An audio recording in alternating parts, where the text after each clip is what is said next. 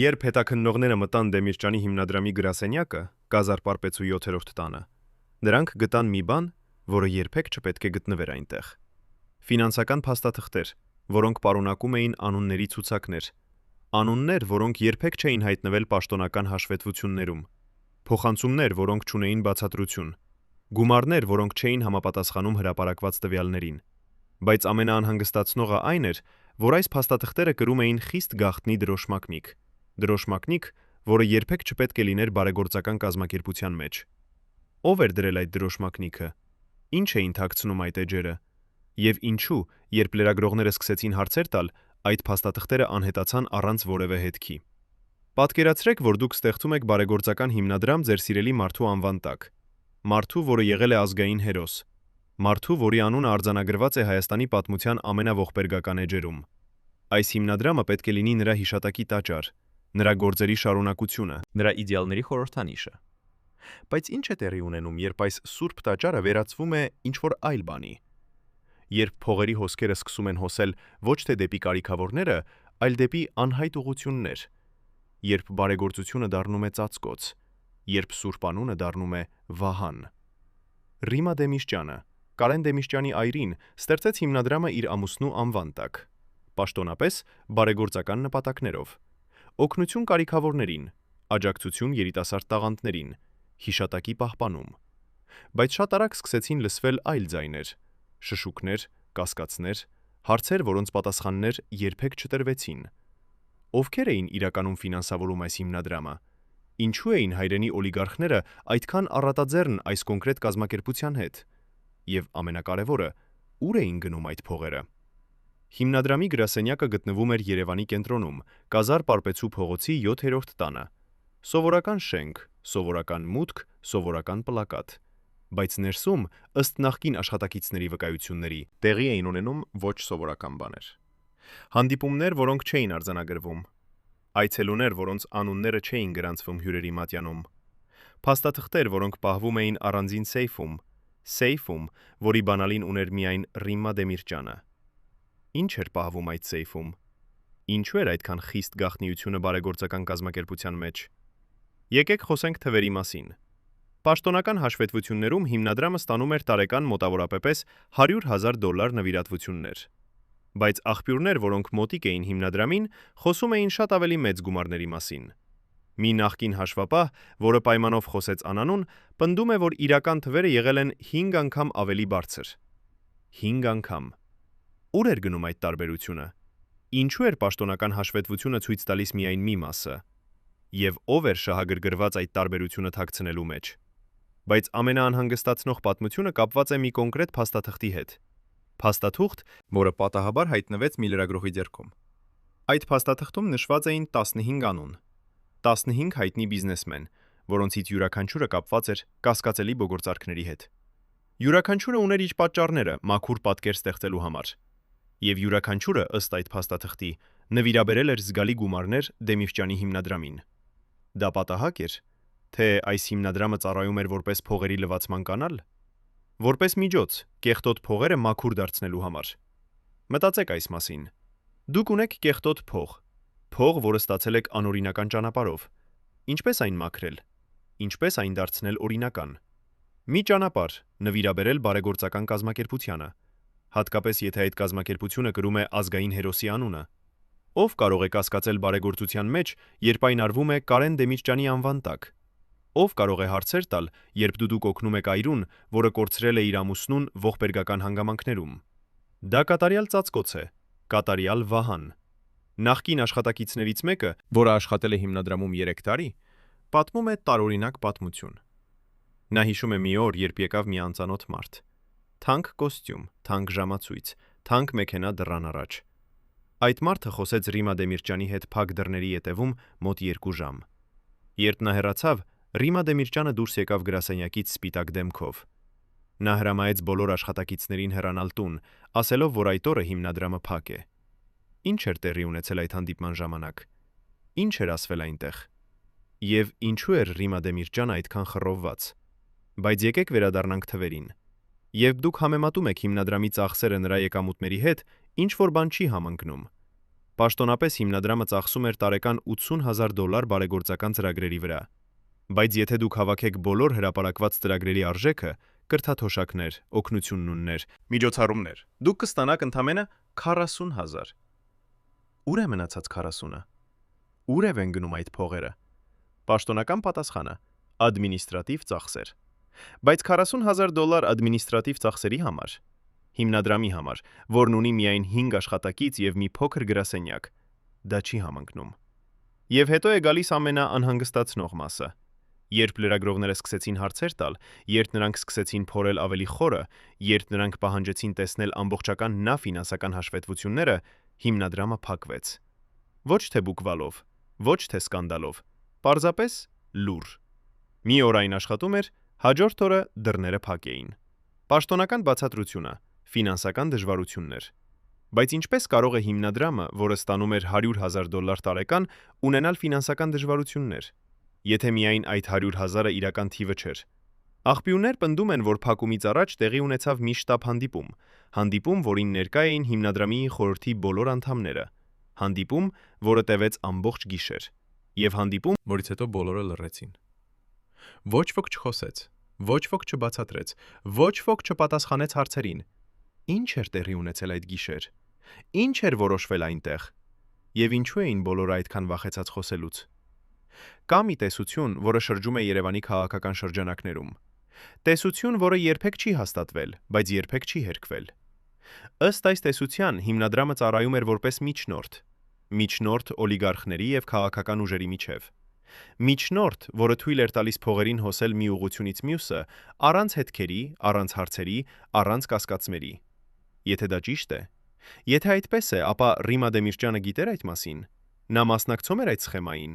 Թե նա ինքը էր զոհը, մարդիկ, որոնք օգտագործում էին նրա ամուսնու անունը իրենց սեփական նպատակների համար։ Պատկերացրեք, որ դուք Ռիմա Դեմիրճյանն եք։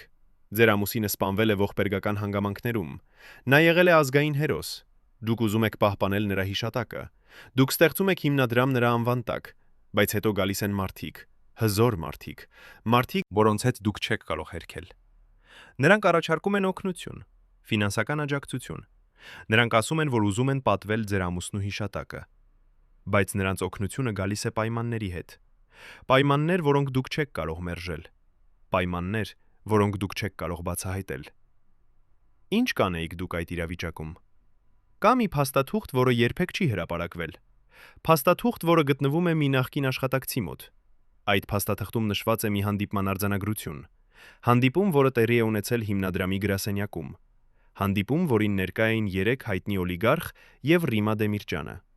Ըստ այդ արձանագրության օլիգարխները առաջարկեցին համագործակցություն։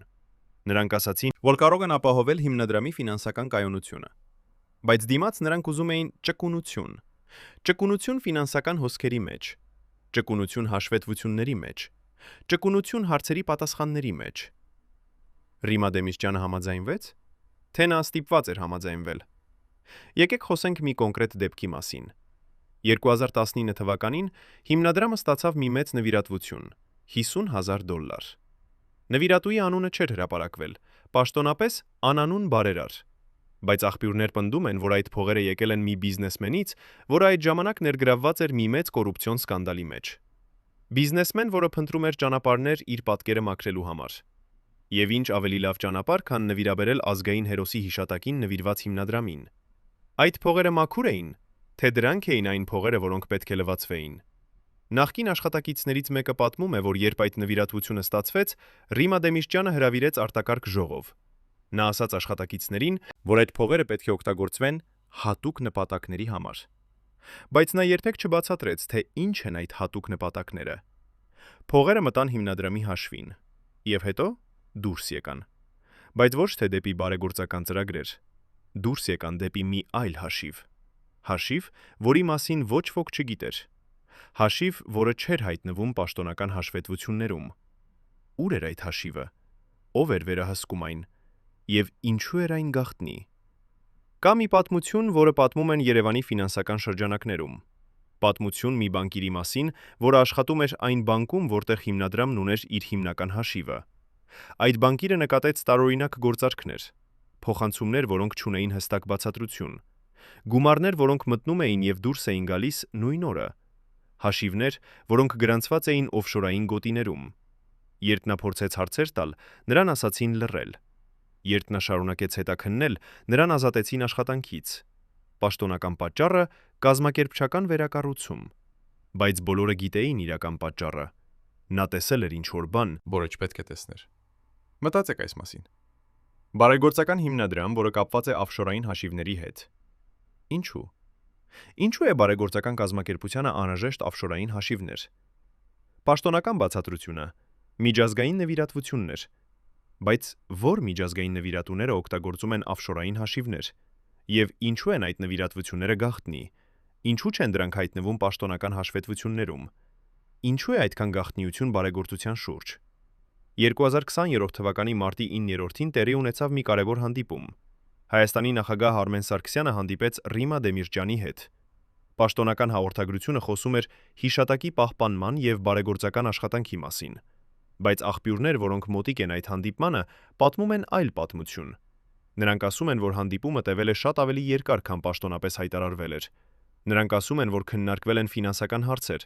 Նրանք ասում են, որ նախագահը հարցեր է տվել հիմնադրամի գործունեության մասին։ Ինչ էր իրականում տեղի ունեցել այդ հանդիպման ժամանակ։ Ինչ էր քննարկվել փակ դռների ետևում։ Եվ ինչու էր այդ հանդիպումը այդքան կարևոր։ Կա մի տեսություն, որը ասում է, որ այդ հանդիպումը եղել է նախազգուշացում։ Նախազգուշացում, որ իշխանությունները սկսում են հետաքրքրվել հիմնադրամի գործունեությամբ։ Նախազգուշացում, որ հարցերը շատանում են։ Նախազգուշացում, որ ժամանակն է փակել որոշ ուղիներ, մաքրել որոշ հետքեր, ջնջել որոշ փաստաթղթեր։ Եթե այդպես է, ապա Ռիմա Դեմիրճյանը հասկացավ այդ նախազգուշացումը։ Նա ձեռնարկեց գործողություններ։ Եվ ինչպիսի գործողություններ էին դրանք։ Եկեք վերադառնանք այն 15 անուններին։ 15 բիզնեսմեն, որոնք նվիրաբերել էին հիմնադրամին։ Երբ դուք ուսումնասիրում եք այդ անունները, դուք նկատում եք մի հետաքրքիր օրինաչափություն։ Յուրաքանչյուր այդ բիզնեսմենը որոշ ժամանակ անց ստացել է մի մեծ պետական պատվեր։ Կամ մի շահավետ լիցենզիա, կամ մի հարկային արտոնություն։ Դա պատահակ է, թե կապ կա այդ նվիրատվությունների եւ այդ արտոնությունների միջև, թե հիմնադրամը ծառայում էր որպես միջնորդ բիզնեսի եւ իշխանության միջև։ Նախկին քաղաքական խորհրդականներից մեկը, որը պայմանով խոսեց անանուն, ասում է, որ այդ սխեման հայտնի էր քաղաքական շրջանակներում։ Նա ասում է, որ բիզնեսմենները գիտեին, եթե ուզում են մոտենալ իշխանությանը, եթե ուզում են ստանալ արտոնություններ, նրանք պետք է անցնեին որոշակի ուղիներով։ Եվ մի այդպիսի ուղի էր Դեմիրճյանի հիմնադրամը։ Նվիրաբերություն հիմնադրամին նշանակում էր ցույց տալ բարի կամք։ Նշանակում էր ցույց տալ, որ դու մեզնից ես։ Նշանակում էր բացել դռներ, որոնք այլապես փակ կլինեին։ Բայց եթե դա ճիշտ է, ապա Ռիմա Դեմիրճյանը ինչ դեր էր խաղում այս սխեմայում։ Նա գիտեր, թե ինչ է տեղի ունենում։ Նա մասնակցում էր այդ սխեմային, թե նա պարզապես էր գործիք ավելի մեծ խաղի մեջ։ Գործիք, որը օգտագործում էին մարդիկ, որոնք շահագրգռված էին նրա ամուսնու անունը օգտագործելու իրենց սեփական նպատակների համար։ Կա մի պահ, որը շատ բան ասում է։ Երբ լրագրողները սկսեցին հարցեր տալ, երբ նրանք սկսեցին հետաքննել հիմնադրամի գործունեությունը, Ռիմա Դեմիրճյանը տվեց մի հարցազրույց։ Այդ հարցազրույցում նա ասաց, որ հիմնադրամը թափանցիկ է եւ բոլոր փաստաթղթերը հասանելի են։ Բայց երբ լրագրողները պահանջեցին տեսնել այդ փաստաթղթերը, նրանց ասացին, որ դրանք գաղտնի են եւ չեն կարող հրապարակվել։ Ինչպես կարող է ինչ-որ բան լինել միաժամանակ թափանցիկ եւ գաղտնի։ Ինչպես կարող են փաստաթղթերը լինել միաժամանակ հասանելի եւ անհասանելի։ Դա հակասություն է։ Հակասություն, որը ծնում է հարցեր։ Եվ հետո է գալիս վերջնական հարցը։ Հարց, որին պատասխան երբեք չի տրվել։ Եթե հիմնադրամը իրոք էր այն, ինչ պնդում էր Ռիմա Դեմիրճյանը, բարեգործական կազմակերպություն, որը նվիրված էր նրա ամուսնու հիշատակին, ապա ինչու այդքան գաղտնիություն։ Ինչու այդքան հակասություններ։ Ինչու այդքան անպատասխան հարցեր։ Եվ ամենակարևորը, ուր են այն փողերը, որոնք երբեք չհայտնվեցին պաշտոնական հաշվետվություններում։ Դուք պետք է հարցնեք ձեզ, ինչ է ավելի հավանական, որ Ռիմա Դեմիրճյանը, այրին, որը կորցրել էր իր ամուսնուն ողբերգական հանգամանքներում, որը ուզում էր պահպանել նրա հիշատակը, որը նվիրել էր իր կյանքը բարեգործությանը, հանկարծ որոշեց ստեղծել մի բարդ սխեմա փողերի լվացման համար, թե որ նա դարձավ զոհ մարդկանց, որոնք օգտագործեցին նրա ցավը, նրա կորուստը, նրա ամուսնու անունը իրենց սեփական նպատակների համար։ Ո՞րն է ճշմարտությունը։ Մինչև վերջին պահը ես հավատում էի, որ մենք կփրկվենք, ասում է նախկին անվտանգության ծառայության մի սպա, ձեռքերը դեռևս դողալիս 35 տարի անց։ Ինչ գիտեր այս մարդը, որը մենք չգիտենք։ Այս երեկո 3 նախկին անդամ Ռիմա Դեմիշճյանի մոտիկ շրջանակից առաջին անգամ են խոսում այն գաղտնիքների մասին, որոնք պահել են տասնամյակներ շարունակ։ Նրանց բացահայտումները կփոխեն այն ամենը, ինչ կարծում եք, որ գիտեք Հեք հիմնադրամի վերջին օրերի մասին։ Նախկին հաշվապահ Անահիտ Ավագյանը հիշում է այն օրը, երբ ամեն ինչ փոխվեց։ 2021 թվականի հունիսի 26-ին նա եկավ աշխատանքի եւ գտավ, որ նրա գրասեղանի վրա դրված է մի փակ ծրար։ Ծրարի մեջ էին բժշկական փաստաթղթեր, որոնք պարունակում էին Ռիմա Դեմիշճյանի բժշկական քննության արդյունքները։ Բայց ինչու էին այդ փաստաթղթերը հայտնվել հաշվապահի գրասեղանի վրա։ Ինչու էր Ռիմա Դեմիշճյանը ուզում, որ նրա աշխատակիցները տեսնեն իր բժշկական վիճակը։ Եվ ամենակարևորը, ինչ էր գրված այդ փաստաթղթերում, որ այդքան կարևոր էր դրանք ցույց տալ։ Բժշկական փաստաթղթերը ցույց էին տալիս, որ Ռիմա Դեմիշճյանը տառապում էր ծանր սրտային հիվանդությունից։ Հիվանդություն, որը պահանջում էր մշտական բուժում եւ թանկարժեք դեղամիջոցներ։ Բայց ամենաանհանգստացնողը այն էր, որ ըստ բժիշկների եզրակացության, այդ հիվանդությունը զարգացել էր վերջին 2 տարիների ընթացքում։ Հենց այն ժամանակահատվածում, երբ հիմնադրամի շուրջ սկսեցին շրջել առաջին կասկածները, հենց այն ժամանակահատվածում, երբ սկսեցին հայտնվել առաջին անհանգստացնող հարցերը։ Դա պատահակ էր, թե սթրեսը, որը կապված էր հիմնադրամի գաղտնի գործունեության հետ, բերել էր այս ծանր հետևանքները։ Նույն այդ օրը Ռիմա Դեմիշճյանը հավաքեց բոլոր աշխատակիցներին եւ ասաց նրանց, որ հիմնադրամը պետք է վերանայի իր գործունեությունը։ Նա ասաց, որ նոր ժամանակներ են գալիս եւ որ մենք պետք է պատրաստ լինենք փոփոխությունների, բայց նա երբեք չբացատրեց, թե ինչ փոփոխություններ էին սպասվում։ Նա երբեք չասաց, թե ինչու է անհրաժեշտ այդ վերանայումը, եւ նա երբեք չպատասխանեց հարցին, ինչու է այդ ամենը տեղի ունենում սենց այս պահին։ Ինչ էր տեղի ունեցել, որ ստիպեց նրան այդպիսի որոշում կայացնել։ Նախկին գրասենյակային աշխատակից Արմեն Մանուկյանը պատմում է մի տարօրինակ դեպքի մասին, որը տեղի ունեցավ այդ նույն շաբաթում։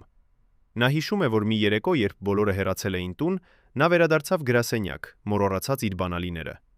Երբ նա մտավ շենք, նա լսեց ձայներ Ռիմա Դեմիշճյանի գրասենյակից։ Ձայներ, որոնք ցույց էին տալիս, որ այնտեղ տեղի է ունենում մի լուրջ քննարկում։ Նա մոտեցավ դռանը եւ լսեց, որ Ռիմա Դեմիշճյանը խոսում է հեռախոսով։ Նա ասում էր. «Ես չեմ կարող այլևս շարունակել այս ամենը։ Իմ առողջությունը չի թույլ ատրում։ Մենք պետք է գտնենք այլ ճանապարհ»։ Ո՞վ էր այն մարդը, որի հետ նա խոսում էր։ Ինչ էր այս ամենը, որը նա չէր կարող շարունակել։ Եվ ինչ էր այն այլ ճանապարհը, որը նրանք պետք է գտնեին։ Բայց ամենաանհանգստացնող մանրամասնությունը եկավ հետո։ Արմեն Մանուկյանը պատմում է, որ երբ Ռիմա Դեմիրճյանը ավարտեց հեռախոսազանգը, նա սկսեց բացել իր գրասեղանի դարակները եւ հանել փաստաթղթեր, որոնք նա դասավորեց մի մեծ տուփի մեջ։ Հետո նա վերցրեց այդ տուփը եւ դուրս գնաց գրասենյակից։ Հաջորդ օրը, երբ Արմեն Մանուկյանը փորձեց հարցնել այդ փաստաթղթերի մասին, Ռիմա Դեմիրճյանը ասաց, որ դրանք հին փաստաթղթեր էին, որոնք այլևս անհրաժեշտ չէին։ Բայց ինչու էր նա վերցրել դրանք տուն։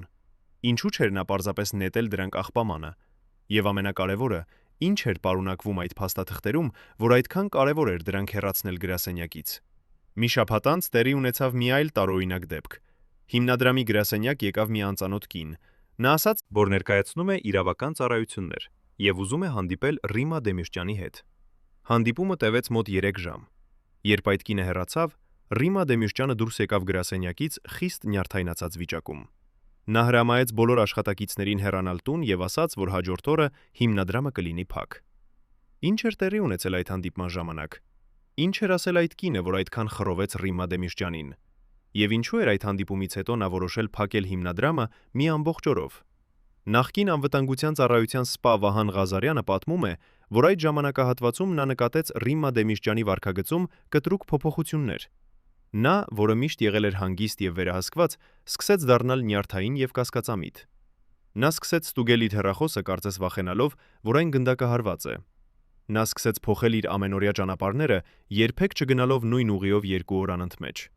Եվ նա սկսեց պահանջել, որ բոլոր հանդիպումները տեղի ունենան մձյային հիմնադրամի գրասենյակում, երբեք չհանդիպելով ոչ մեկի հետ դրսում։ Ինչ էր նրան այդքան վախեցրել։ Ումից էր նա վախենուր։ Յում չէ վախենում։ Եվ ինչու էր նա կարծում, որ իր անվտանգությունը վտանգի տակ է։ Բայց ամենաանհանգստացնող մանրամասնությունը կապված է մի հատուկ հեռախոսազանգի հետ։ Վահան Ղազարյանը պատմում է, որ մի օր նա պատահաբար լսեց Ռիմա Դեմիրճյանի հեռախոսազրույցի մի մասը։ Նա լսեց, որ նա ասում էր. «Ես գիտեմ, թե ինչ եք ուզում, բայց ես չեմ կարող տալ ձեզ այն, ինչ չունեմ։ Փողերը չեն իմ մոտ, դրանք երբեք իմ մոտ չեն եղել»։ Ո՞վ էր պահանջում փող Ռիմա Դեմիրճյանից։ Ինչ փողեր էին դրանք։ Եվ եթե դրանք երբեք նրա մոտ չեն եղել, ապա ում մոտ էին։ Ո՞վ էր իրականում վերահսկում հիմնադրամի ֆինանսները։ Հետաքննությունը ցույց է տալիս, որ այդ ժամանակահատվածում Ռիմա Դեմիրճյանը սկսեց կապվել իրավաբանների հետ։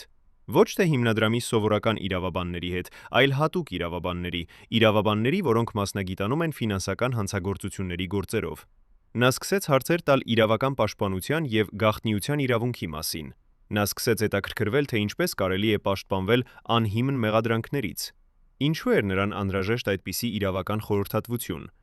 Ինչ մեղադրանքներից էր նա վախենում, և ինչու էր նա կարծում, որ այդ մեղադրանքները կարող են անհիմն լինել։ Նույն ժամանակահատվածում տեղի ունեցավ մի այլ կարևոր դեպք։ Հիմնադրամի բանկային հաշվից հանկարծ հեռացվեց մի մեծ գումար։ Ոչ թե փոխանցվեց մեկ այլ հաշվի, այլ հանկարծ անհետացավ։ Պաշտոնական բացատրությունը տեխնիկական սխալ։ Բայց բանկի ներքին աղբյուրները պնդում են, որ դա տեխնիկական սխալ չէր։ Դա եղել է նախապես պլանավորված գործողություն, որը կատարվել է հատուկ կոդերով և հատուկ լիազորություններով։ Ովներով։ Ով էր ունեցել այդ կոդերը։ Ով էր ունեցել այդ լիազորությունները։ Եվ ամենակարևորը, ուր գնաց այդ փողը։ Նախկին բանկային աշխատակից Նարեկ Ավետիսյանը, որը աշխատում էր այն բանկի մասնաճյուղում, որտեղ հիմնադրամն ուներ իր հիմնական հաշիվը, պատմում է, որ այդ գործարքը կատարվել է գիշերային ժամերին, երբ բանկը փակ էր, ժամերին, երբ սովորական գործարքներ չեն կատարվում։ Բայց այդ գործարքը կատարվել է հատուկ համակարգի միջոցով, համակարգի, որը հասանելի է միայն բանկի ամենաբարձր մակարդակի ղեկավարությանը։ Ինչու էր այդ գործարքը կատարվել գիշերը։ Ինչու էր օգտագործվել հատուկ համակարգ։ Եվ ով էր տվել հրամանը այդ գործարքը կատարելու համար։ Բայց ամենաանհանգստացնող մանրամասնությունը այն է, որ այդ գործարքից հետո Ռիմա Դեմիրճյանը ստացավ մի հեռախոսազանգ։ Զանգ, որը տևեց միայն մի քանի վայրկյան։ Զանգ, որից հետո նա նստեց իր գրասեղանի մոտ և սկսեց լալ։ Ինչ էր ասվել այդ զանգի ժամանակ։ Ով էր զանգել նրան։ Եվ ինչու էր այդ զանգը բերել այդպիսի ռեակցիա։ Ինչ էր հասկացել Ռիմա Դեմիրճյանը այդ պահին։ Մի շաբաթ անց Ռիմա Դեմիրճյանը հրավիրեց հիմնադրամի խորհրդի արտակարգ նիստ, որը տեղի ունեցավ ոչ թե հիմնադրամի գրասենյակում, այլ մի անծանոթ վայրում։ Նիստ, որին ներկա էին միայն ամենամոտիկ մարդիկ։ Նիստ, որի մասին ոչ մի պաշտոնական արձանագրություն չի պահպանվել։ Բայց նիստին ներկա եղած մարդկանցից մեկը, որը պայմանով խոսեց անանուն, պատմում է, որ այդ նիստում Ռիմա Դեմիրճյանը հայտարարեց, որ հիմնադրամը պետք է դադարեցնի իր գործունեությունը։ Նա ասաց, որ իրավիճակը դարձել է անվերահսկելի, և որ մենք չենք կարող այլևս ռիսկի ենթարկել մեր անվտանգությունը։ Ինչ էր դարձրել իրավիճակը անվերահսկելի։ Ինչ վտանգ էր սպառնում նրանց անվտանգությանը։ Եվ ինչու էր միակ ելքը հիմնադրամի փակումը։ Այդ նիստից հետո սկսվեց այն, ինչ նախկին աշխատակիցները անվանում են մեծ մաքրում։ Փաստաթղթեր սկսեցին անհետանալ։ Համակարգչային ֆայլեր սկսեցին ջնջվել։ Հեռախոսային գրառումներ սկսեցին ոչնչանալ։ Ամեն ինչ, որը կարող էր կապել հիմնադրամը կասկածելի գործունեության հետ, սկսեց անհետանալ։ Բայց ով էր կազմակերպում այդ մաքրումը։ Ով էր որոշում, թե ինչ պետք է ոչնչացվի և ինչ պահպանվի։ Եվ ամենակարևորը, ինչ էր այն, որ նրանք այդքան ցանկանում էին թաքցնել։ Նախկին տեխնիկական աշխատակից Գագիկ Մարտիրոսյանը պատմում է, որ նրան հանձնարարվեց ոչնչացնել բոլոր համակարգչային սերվերները։ Ոչ թե պարզապես ջնջել ֆայլերը, այլ ֆիզիկապես ոչնչացնել սերվերները։ Նա պատմում է, որ երբ նա սկսեց այդ աշխատանքը, նա նկատեց, որ սերվերներում պահպանվում էին ֆայլեր, որոնց մասին նա երբեք չէր լսել։ Ֆայլեր, որոնք պարունակում էին ֆինանսական տվյալներ, որոնք չէին համապատասխանում պաշտոնական հաշվետվություններին։ Ֆայլեր, որոնք պարունակում էին անունների ցուցակներ, անունների, որոնք երբեք չէին հայտնվել հրապարակային փաստաթղթերում։ Ֆայլեր, որոնք պարունակում էին հաղորդակցություններ, որոնք ցույց էին տալիս, որ հիմնադրամը ծառայում էր որպես միջնորդ անօրինական գործարքների համար։ Բայց երբ Գագիկ Մարտիրոսյանը փորձեց պատժել այդ ֆայլերը, նա հայտնաբերեց, որ դրանք պաշտպանված են հատուկ կոդերով, որոնք նա չէր կարող կոտրել։ Կոդերով, որոնք ցույց էին տալիս, որ այդ ֆայլերը ստեղծվել են պրոֆեսիոնալ մակարդակով։ Ով էր ստեղծել այդ կոդերը։ Ով էր ունեցել այդպիսի տեխնիկական գիտելիքներ։ Եվ ինչու էր այդքան կարևոր պաշտպանել այդ ֆայլերը, եթե դրանք պարունակում էին միայն բարեգործական տվյալներ։ Վերջին օրերին Ռիմա Դեմիրճյանը սկսեց ունենալ տարօրինակ հանդիպումներ։ Հանդիպումներ մարդկանց հետ, որոնց ոչ ոք չէր ճանաչում։ Մարդիկ, որոնք գալիս էին գիշերային ժամերին։ Մարդիկ, որոնք երբեք չէին մնում երկար։ Մարդիկ, որոնց հետ նա խոսում էր շատ ցածր ձայնով։ Նախկին անվտանգության սպա Վահան Ղազարյանը պատմում է, որ նա փորձեց հասկանալ, թե ովքեր են այդ մարդիկ, բայց Ռիմա Դեմիրճյանը մերժեց պատասխանել։ Նա ասաց միայն, որ դրանք հին ծանոթներ են եւ որ նրանք օգնում են լուծել որոշ խնդիրներ։ Բայց ինչպիսի խնդիրներ էին դրանք։ Ինչու էր անհրաժեշտ լուծել դրանք գիշերային ժամերին։ Եվ ինչու էր այդքան գաղտնի այդ ամբողջ գործընթացը։ Վերջին հանդիպումը տեղի ունեցավ հիմնադրամի փակումից մի քանի օր առաջ։ Այդ հանդիպումին ներկա էր մի մարդ, որին Վահան Ղազարյանը նկարագրում է որպես պրոֆեսիոնալ։ Մարդ, որը հստակ գիտեր, թե ինչ է ուզում։ Մարդ, որը խոսում էր հստակ եւ կոնկրետ։ Մարդ, որը ցույց տվեց Ռիմա Դեմիրճյանին մի փաստաթուղթ եւ ասաց. «Դուք ունեք 24 ժամ»։ Ինչ էր այդ փաստաթղթում։ Ինչ էր պետք անել 24 ժամվա ընթացքում։ Եվ ինչ կլիներ, եթե այդ ժամկետը չպահպանվեր։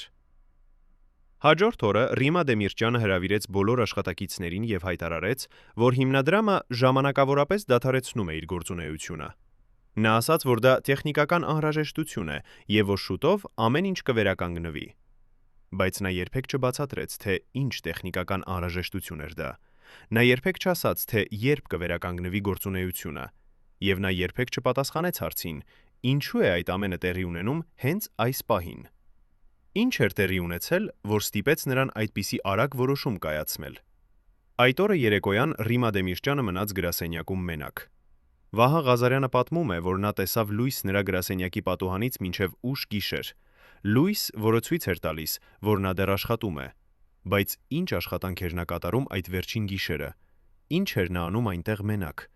Եվ ինչու էր այդքան կարևոր ավարտել այդ աշխատանքը հենց այդ գիշերը։ Հաջորդ առավոտյան, երբ աշխատակիցները եկան գրասենյակ, նրանք գտան, որ Ռիմա Դեմիրճյանի գրասեղանը մաքուր է։ Բոլոր փաստաթղթերը հեռացվել էին։ Բոլոր անձնական իրերը վերցվել էին։ Բոլոր հետքերը ջնջվել էին։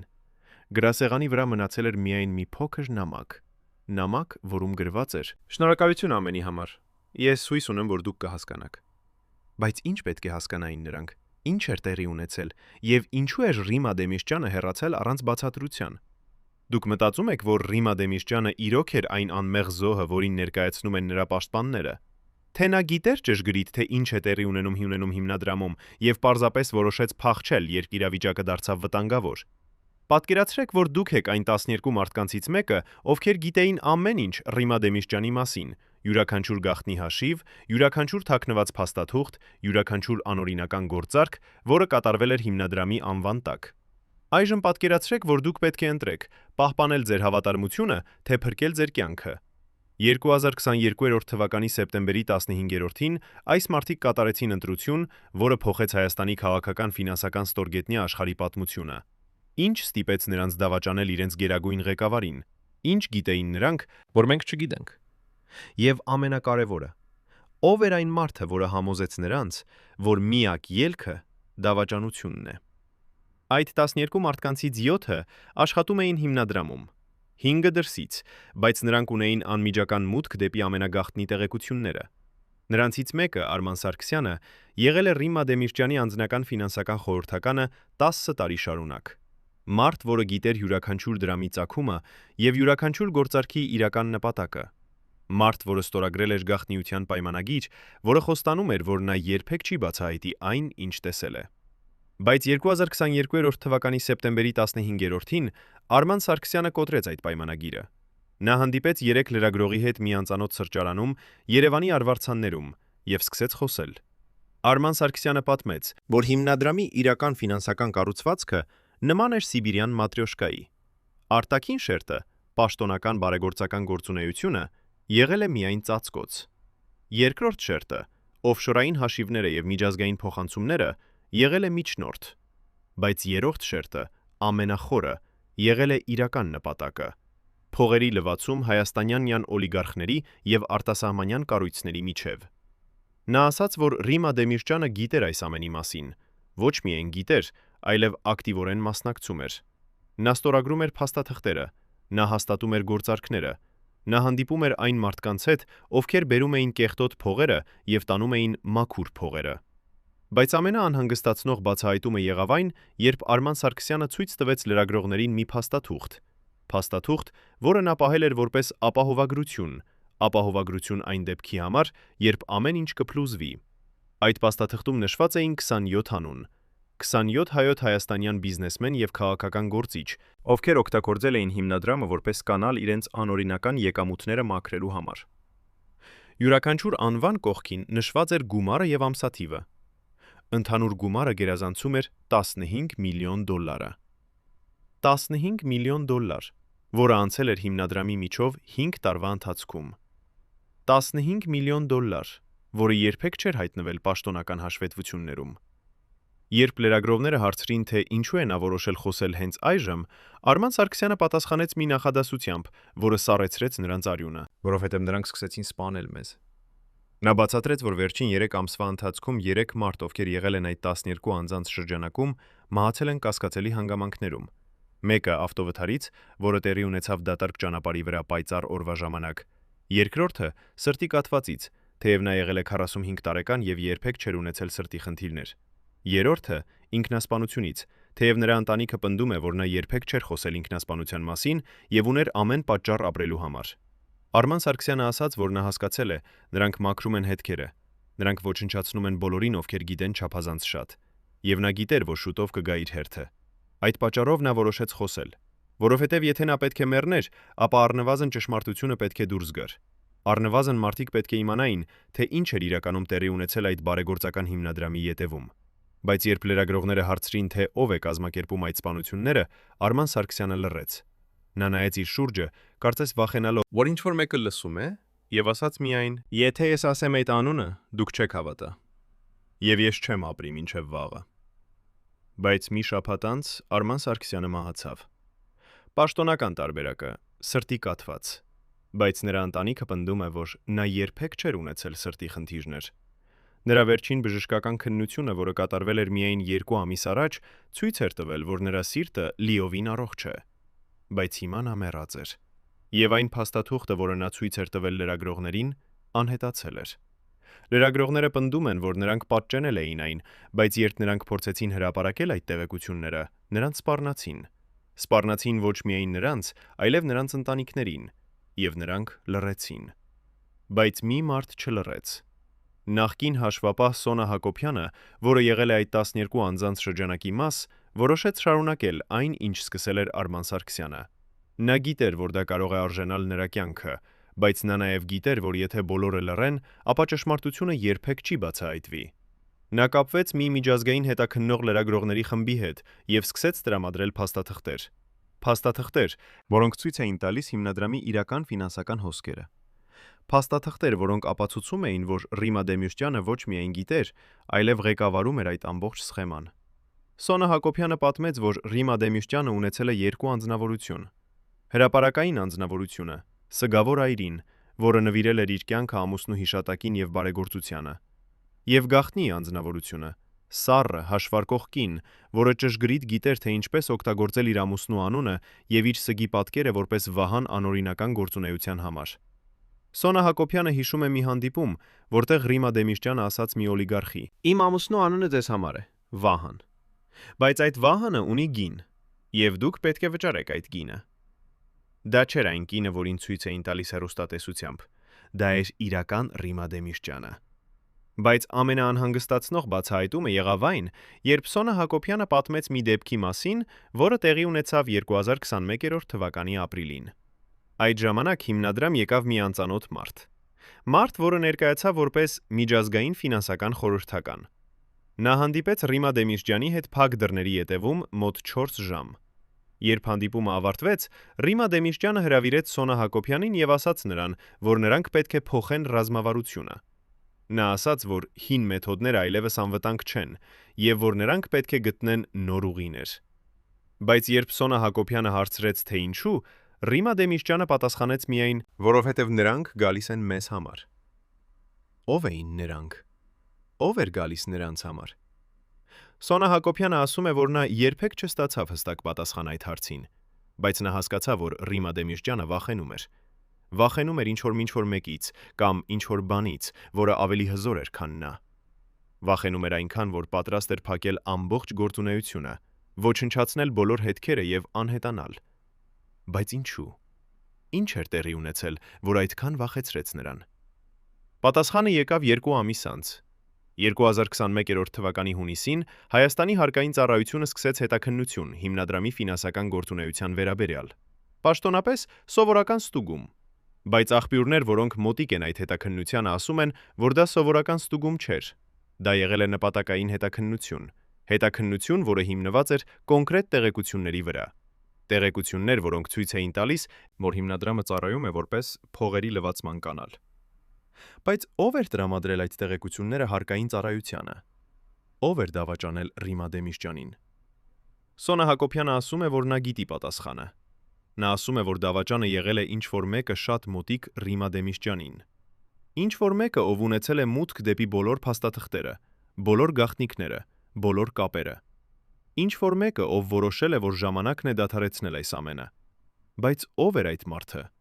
Եվ ինչու էր նա որոշել դավաճանել։ Կա մի տեսություն, որը շրջում է Երևանի քաղաքական շրջանակներում։ Տեսություն, որը ասում է, որ դավաճանը եղել է ինքը Ռիմա Դեմիրճյանի ամենամոտիկ օգնականը, մարդ, որին նա վստահում էր ավելի, քան ուրիշ ոչ մեկին, մարդ, որը 10 տարի շարունակ եղել է նրա աջ-ձեռքը, մարդ, որը գիտեր յուրաքանչյուր գաղտնիք, յուրաքանչյուր գործարք, յուրաքանչյուր կապ։ Բայց մի օր այդ մարդը որոշեց, որ բավական է։ Որոշեց, որ նա չի կարող այլևս մասնակից լինել այս ամենին։ Որոշեց, որ միակ ճանապարհը դուրս գալու համար է դավաճանությունը։ Եթե այդ տեսությունը ճիշտ է, ապա ով էր այդ մարդը։ Դուք կարծում եք, որ դավաճանությունը միշտ գալիս է թշնամուց, բայց ամենավտանգավոր դավաճանությունը գալիս է ընկերոջից։ Գալիս է այն մարդուց, որին դուք վստահում եք ամենից շատ։ Եվ երբ այդ դավաճանությունը տեղի է ունենում, այն ոչնչացնում է ոչ միայն ձեր գործունեությունը, այլև ձեր հոգին։ Երբ հետաքննողները մտան Ռիմա Դեմիրճյանի անձնական արխիվ, նրանք գտան ինչ-որ բան, որը երբեք չպետք է գտնվեր այնտեղ։ Փաստաթղթեր, որոնք կրում էին խիստ գաղտնի դրոշմակնիկ, որը սովորաբար օգտագործվում է միայն պետական անվտանգության ծառայությունների կողմից։ Փաստաթղթեր, որոնք պարունակում էին տեղեկություններ ոչ միայն հիմնադրամի ֆինանսական գործունեության մասին, այլև քաղաքական գործիչների, բիզնեսմենների եւ նույնիսկ արտասահմանյան կառույցների մասին։ Փաստաթղթեր, որոնք ցույց էին տալիս, որ Ռիմա Դեմիրճյանը պահպանում էր մանրամասն գրառումներ յուրաքանչյուր գործարքի, յուրաքանչյուր հանդիպման, յուրաքանչյուր զրույցի մասին։ Բայց ինչու։ Ինչու էր նա պահպանում այս ամենը։ Եվ ամենակարևորը, ինչու էր այս փաստաթղթերը դրոշմակնված որպես խիստ գաղտնի։ Նախկին անվտանգության ծառայության սպա Դավիթ Ավագյանը, որը մասնակցել է այդ խուզարկությանը, պատմում է, որ երբ նրանք սկսեցին ուսումնասիրել այդ փաստաթղթերը, նրանք հասկացան, որ Ռիմա Դեմիրճյանը ստեղծել էր մի ամբողջական համակարգ, որը թույլ էր տալիս նրան վերահսկել եւ գրանցել յուրաքանչյուր մանրամասն։ Յուրաքանչյուր փաստաթուղթ ուներ ամսաթիվ, ժամ, մասնակիցների անուններ եւ քննարկված թեմաները։ Յուրաքանչյուր ֆինանսական գործարք ուներ մանրամասն նկարագրություն, ումից է եկել փողը, ինչու, ինչ նպատակով եւ ուր է գնացել։ Յուրաքանչյուր հանդիպում ուներ ամփոփում, ինչ է քննարկվել, ինչ է որոշվել եւ ովքեր են պատասխանատու կատարման համար։ Բայց ամենաանհանգստացնող մանրամասնությունը եղավ այն, երբ հետաքննողները հայտնաբերեցին, որ այդ փաստաթղթերը պահվում էին ոչ միայն թղթային տարբերակով, այլև թվային տարբերակով, որը պահվում էր հատուկ կոդավորված սերվերում։ Սերվեր, որը գտնվում էր ոչ թե Հայաստանում, այլ արտասահմանում։ Սերվեր, որը պաշտպանված էր բազմաշերտ անվտանգության համակարգերով։ Սերվեր, որի մուտքի կոդեր ուներ միայն Ռիմա Դեմիրճյանը։ Ինչու էր նա ստեղծել այդպիսի բարդ համակարգ։ Ինչու էր նա պահպանում այս ամենը արտասահմանյան սերվերում։ Եվ ամենակարևորը, ումից էր նա վախենում, որ այդքան խիստ անվտանգության միջոցներ էր ձեռնարկել։ Դավիթ Ավագյանը ասում է, որ երբ նրանք վերջապես կարողացան մուտք գործել այդ սերվեր, նրանք հայտնաբերեցին ավելի քան 5000 փաստաթղթեր, որոնք ընդգրկում էին 10 տարվա ժամանակահատված։ Փաստաթղթեր, որոնք ցույց էին տալիս, որ հիմնադրամի գործունեությունը եղել է շատ ավելի լայն եւ շատ ավելի բարդ, քան ցանկացած մեկը կարող էր պատկերացնել։ Փաստաթղթեր, որոնք բացահայտում էին կապեր ոչ միայն հայաստանյան օլիգարխների հետ, այլև արտասահմանյան կառույցների, օֆշորային ընկերությունների եւ նույնիսկ քաղաքական կուսակցությունների հետ։ Բայց ամենաշոկային բացահայտումը եղավ այն, երբ հետաքննողները գտան մի հատուկ թղթապանակ, որը կոչվում էր ապահովագրություն։ Այդ թղթապանակում պահվում էին փաստաթղթեր, որոնք Ռիմա Դեմիրճյանը հավաքել էր որպես ապահովագրություն այն դեպքի համար, երբ ինչ-որ բան կխախտվի։ Փաստաթղթեր, որոնք կարող էին վնասել շատ հզոր մարդկանց։ Փաստաթղթեր, որոնք կարող էին ոչնչացնել քաղաքական կարիերաներ։ Փաստաթղթեր, որոնք կարող էին բացահայտել կոռուպցիայի սխեմաներ, որոնք տարածվում էին մինչև իշխանության ամենաբարձր մակարդակները։ Դավիթ Ավագյանը պատմում է, որ երբ նրանք սկսեցին ուսումնասիրել այդ ապահովագրություն թղթապանակը, նրանք հասկացան, թե ինչու էր Ռիմա Դեմիրճյանը կարողացել այդքան երկար շարունակել իր գործունեությունը առանց միջամտության։ Նա ուներ կոմպրոմատ բոլորի դեմ։ Նա ուներ ապացույցներ, որոնք կարող էին ուղարկել բանտ տասնյակ հզոր մարդկանց։ Եվ բոլորը գիտեին դա։ Բոլորը գիտեին, որ եթե նրանք փորձեն դադարեցնել նրան, նա կբացահայտի այդ ամենը։ Եվ դա էր նրա իրական ուժը։ Ոչ թե փողը, ոչ թե կապերը, այլ այն տեղեկությունները, որոնք նա ուներ բոլորի մասին։ Բայց եթե Ռիմա Դեմիրճյանը ուներ այդքան հզոր ապահովագրություն, ապա ինչու էր նա վերջապես որոշել փակել հիմնադրամը։ Ինչու էր նա որոշել ոչնչացնել հետքերը եւ անհետանալ։ Ինչ էր փոխվել։ Ինչ էր տեղի ունեցել, որ նույնիսկ նրա հզոր ապահովագրությունը այլևս բավարար չէր։ Պատասխանը գտնվում էր մեկ այլ փաստաթղթում։ Փաստաթուղթ, որը ամսագրված էր 2021 թվականի մայիսի 22-ով։ Փաստաթուղթ, որը պարունակում էր մի նամակ, որը ուղարկվել էր Ռիմա Դեմիրճյանին անանուն հասցեից։ Այդ նամակում գրված էր. «Մենք գիտենք ամեն ինչ։ Մենք գիտենք ձեր ապահովագրության մասին, մենք գիտենք, թե որտեղ է այն պահվում, եւ մենք ունենք միջոցներ այն ոչնչացնելու համար։ Դուք ունեք երկու ընտրություն. կամ դադարեցնել ամեն ինչ հիմա, կամ մենք կդադարեցնենք ձեզ»։ Դավիթ Ավագյանը ասում է, որ երբ Ռիմա Դեմիրճյանը ստացավ այդ նամակը, նա հասկացավ, որ խաղը ավարտվել է։ Նա հասկացավ, որ նրա ապահովագրությունը այլևս չի աշխատում։ Նա հասկացավ, որ նրանք, ովքեր ուղարկել էին այդ նամակը, ունեն ռեսուրսներ եւ կապեր, որոնք գերազանցում են նրա սեփականներին։ Եվ նա հասկացավ, որ եթե նա ուզում է ապրել, նա պետք է ընտրի առաջին տարբերակը՝ դադարեցնել ամեն ինչ։ Բայց ով էր ուղարկել այդ նամակը։ Ով էր այդքան հզոր, որ կարողանում էր սպառնալ Ռիմա Դեմիրճյանին։ Ով էր այդքան կապված, որ կարողանում էր մուտք գործել նրա ամենագաղտնի սերվերները։ Եվ ամենակարևորը, ինչու էին նրանք ուզում դադարեցնել հիմնադրամի գործունեությունը հենց այդ պահին։ Կա մի տեսություն, որը ասում է, որ այդ նամակը ուղարկվել է ոչ թե արտաքին ուժերի կողմից, այլ ներքին ուժերի կողմից։ Ուժերի, որոնք ինքնին եղել են մաս այդ սխեմայի, բայց որոշել էին, որ ժամանակն է փակել այն։ Ուժերի, որոնք վախենում էին, որ հիմնադրամի շարունակական գործունեությունը կարող է բերել բացահայտման, որը կվնասի ոչ միայն Ռիմա Դեմիրճյանին, այլև նրանց ինքնին։ Ուժերի, որոնք որոշեցին, որ ավելի լավ է զոհաբերել մեկին, քան ռիսկի ենթարկել բոլորին։ Եթե այդ տեսությունը ճիշտ է, ապա դա նշանակում է, որ Ռիմա Դեմիրճյանը դարձավ զոհ այն մարդկանց, որոնց հետ նա համագործակցել էր տասնամյակներ շարունակ։ Զոհ այն մարդկանց, ովքեր օգտագործել էին նրան որպես գործիք իրենց սեփական նպատակների համար։ Եվ երբ այդ գործիքը դարձավ վտանգավոր, նրանք պարզապես նետեցին այն։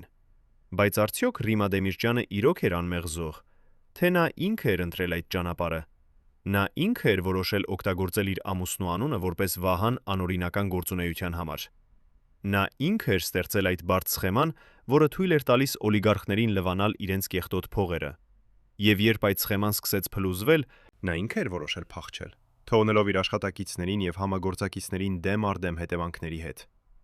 Դավիթ Ավագյանը ասում է, որ ճշմարտությունը հավանաբար գտնվում է ինչ-որտեղ մեջտեղում։ Ռիմա Դեմիրճյանը ոչ թե անմեղ զոհ էր, ոչ էլ չար հանցագործ։ Նա էր մի կին, որը կորցրել էր իր ամուսնուն ողբերգական հանգամանքներում եւ փորձել էր գտնել ճանապարհ, ապրելու եւ պահպանելու իր ամուսնու հիշատակը։ Բայց այդ ճանապարհին նա կատարեց ընտրություններ, որոնք տարան նրան մութ տեղեր։ Ընտրություններ, որոնք ստիպեցին նրան համագործակցել մարդկանց հետ, ովքեր օգտագործեցին նրան իրենց սեփական նպատակների համար։ Եվ երբ այդ համագործակցությունը դարձավ չչաբազանց վտանգավոր, նա փորձեց դուրս գալ, բայց արդեն ուշ էր։ Հիմա, երբ հիմնադրամը փակ է, երբ փաստաթղթերը ոչնչացված են, երբ վկաները լռում են կամ մահանում են, մենք մնում ենք հարցերի հետ։ Հարցեր, որոնց պատասխաններ հավանաբար երբեք չի տրվի։ Բայց մի հարց մնում է ամենակարևորը։ Արդյոք Ռիմա Դեմիրճյանը իրոք էր վերահսկում այդ ամբողջ սխեման։ Թե նա ինքը էլ վերահսկվում ավելի մեծ ուժերի կողմից։ Ուժերի, որոնք մնում են ստվերում։ Ուժերի, որոնք շարունակում են գործել նույնիսկ հիմա։ Մինչև վերջին օրերը Ռիմա Դեմիրճյանի առողջական վիճակը սկսեց արագորեն վատանալ։ Կինը, որը միշտ եղել էր ուժեղ եւ վերահսկված, սկսեց դառնալ թույլ եւ խոցելի։ Նրա ձեռքերը դողում էին, երբ նա ստորագրում էր փաստաթղթեր։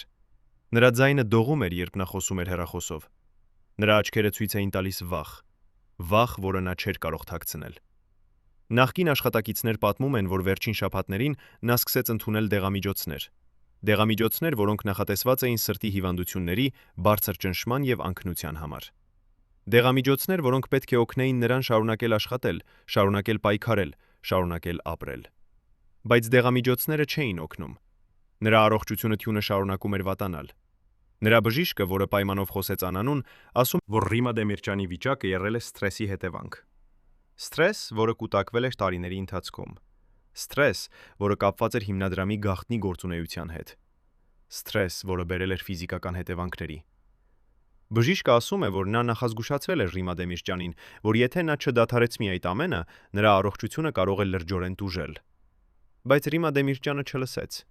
Նա շարունակեց աշխատել, շարունակեց պայքարել, շարունակեց փորձել պահպանել այն, ինչ ստեղծել էր։ Նախկին գրասենյակային աշխատակից Լուսինե Գրիգորյանը հիշում է մի օր, երբ Ռիմա Դեմիրճյանը փլվեց իր գրասեղանի մոտ։ Նա պարզապես նստեց եւ սկսեց լալ։ Լալ առանց ձայնի, առանց խոսքերի, պարզապես արցունքներ, որոնք հոսում էին նրա դեմքով։ Լուսինե Գրիգորյանը մոտեցավ նրան եւ հարցրեց, թե ինչ է պատահել։ Ռիմա Դեմիրճյանը նայեց նրան եւ ասաց միայն մի նախադասություն. Ես այլևս չեմ կարող։ Այդ 3 բառերը ասում էին ամեն ինչ։ Ասում էին, որ նա հոգնել է։ Ասում էին, որ նա չունի ավելի ուժ։ Ասում էին, որ նա պատրաստ է հանձնվել։ Բայց նույնիսկ այդ պահին Ռիմա Դեմիրճյանը չհանձնվեց։ Նա սրբեց իր արցունքները, վերցրեց իր դեղերը եւ շարունակեց աշխատել։ Շարունակեց հանդիպումներ անցկացնել, շարունակեց հեռախոսազանգեր կատարել, շարունակեց փորձել լուծել այն անլուծելի խնդիրները, որոնք կուտակվել էին նրա շուրջը։ Բայց յուրաքանչյուր օր նա դառնում էր ավելի թույլ։ Յուրաքանչյուր օր նրա ձեռքերը դողում էին ավելի շատ։ Յուրաքանչյուր օր նրա աչքերը ցույց էին տալիս ավելի շատ վախ։ Վերջին շաբաթներին Ռիմա Դեմիրճյանը սկսեց խոսել մահվան մասին։ Ոչ թե ուղղակիորեն, այլ անուղղակիորեն։ Նա սկսեց ասել իր աշխատակիցներին, որ եթե ինչ-որ բան տեղի ունենա նրա հետ, նրանք պետք է իմանան, թե ինչ անել։ Նա սկսեց տալ հրահանգներ, որոնք պետք է կատարվեին, եթե ես այլևս այստեղ չլինեմ։ Նա սկսեց խոսել այնպես, կարծես պատրաստվում էր ինչ-որ բանի։ Կարծես գիտեր, որ ինչ-որ բան պատրաստվում է տեղի ունենալ։ Նախկին անվտանգության սպա Արտակ Մելքոնյանը պատմում է, որ վերջին օրերին Ռիմա Դեմիրճյանը սկսեց պահանջել ավելի խիստ անվտանգության միջոցներ։ Նա պահանջեց, որ նրա տունը պահպանվի 24 ժամ։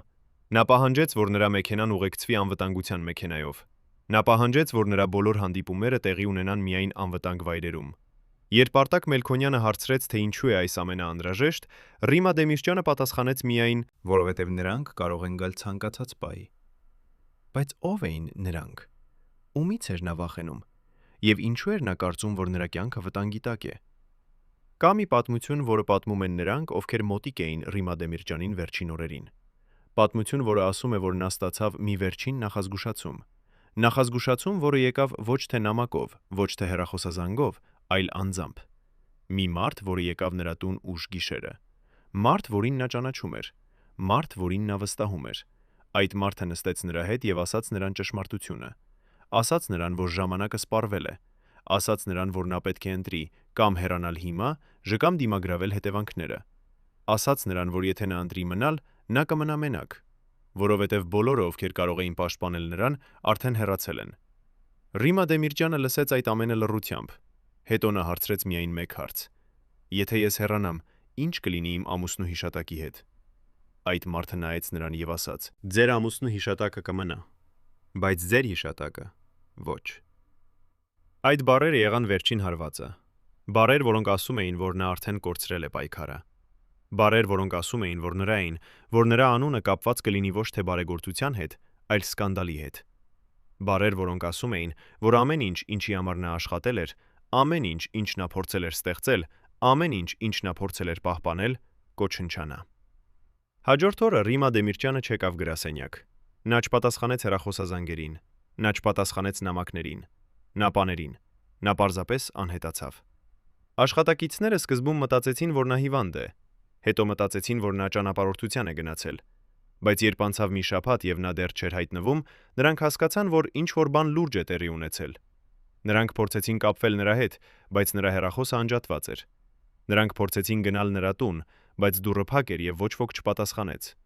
Նրանք փորձեցին կապվել նրա ընտանիքի հետ, բայց ոչ ոք չգիտեր, թե որտեղ է նա։ Մի ամիս անց հիմնադրամը պաշտոնապես փակվեց։ Պաշտոնական հայտարարությունը ասում էր.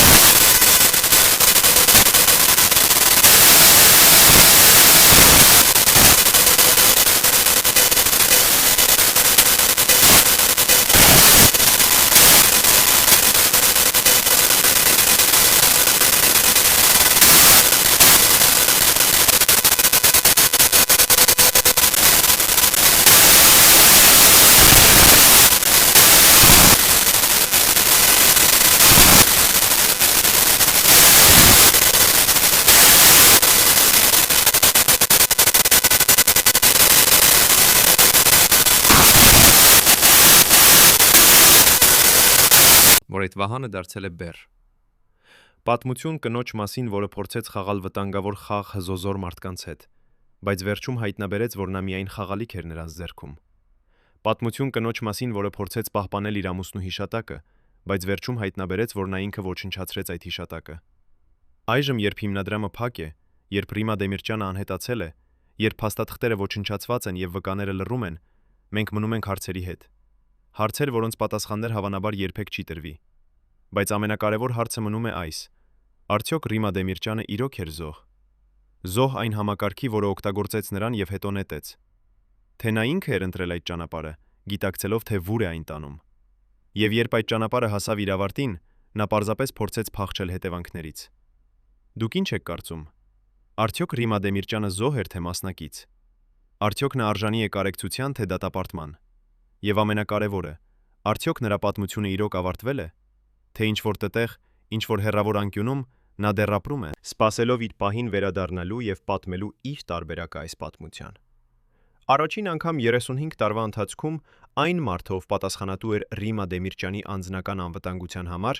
համաձայնեց խոսել տեսախցիկների առջև։ Այն, ինչ նա մեզ պատմում է հիմնադրամի վերջին շաբաթների մասին, կշրջի այն ամենը, ինչ կարծում եք, որ գիտեք։ Անձնական զրույցներից Ռիմայի եւ նրա մոտակա շրջապատի միջև հուսահատ փախուստի պլանները, մինչև այն պահը, երբ նրանք հասկացան, որ ամեն ինչ ավարտվել է։ Բացառիկ վկայություն, որը ձեզ կպահի շնչախեղդ վիճակում։